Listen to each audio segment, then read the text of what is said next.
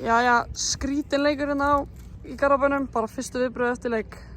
Já, skrítin. Ég vona að það hafi verið gaman að horfa á hann. Það var alltaf ping-pong fram og tilbaka og sérstaklega í byrjunleiks. En jú, furðulegu leikur og 5, 6, 7 mínútur sem voru skrítnar af hálfu FH-liðsins og við vorum komin í ansið djúpa holu. Svöruðum aðstæðum mjög vel.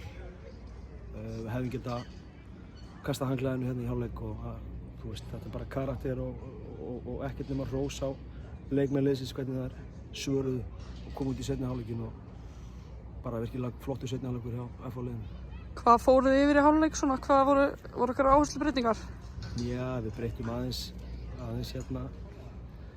Við breyttum aðeins bara inn á miðsvæðan og svo framvegis en shapeið heilt yfir það sama. Þú veist, þetta snýst bara, eins og ég segi, þetta er utan þessar skrítnu mínútur í byrjun þá var þetta í raun og veru ágætis leikur hjá FH-liðinu og mun betri leikur en til dæmis síðasti leikur hjá okkur og hérna þannig að það er mjög margt sem að þjálfarateymið getur tekið út þessu leik og hérna við munum gera það og það er svo sannarlegt að byggja á þetta. Þetta var frammistaða sem að hægt er að byggja á ef við getum lagað þau atriði sem að voru klárlega ekki í lagi og hérna þá erum við á fínu stað vegna þess að sóknarlega vorum við að fara framhjá fínu liði Stjörnunnar aftur og aftur, koma okkur í fína stöður og þannig að það er margt sem ég er ánægður með þrátt fyrir súrt tap.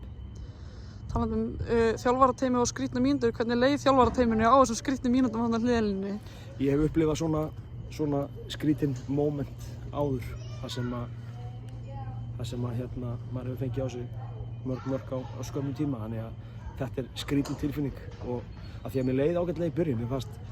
Mér fannst einhvern veginn góða ára strax í upphafi leiksins og þess vegna var vont að fá þessi fyrsta markið en ok, áfram gakk og svo einhvern veginn að fá þetta aftur í andlitið síðan minnkuðu munin sko, því hélt maður að við myndum koma tilbaka en fá svo strax aftur markið í andlitið. Þannig að, já, skrítið maður, rosalega skrítið en hérna, það verður gaman að taka leikinn út og horfa á þetta aftur.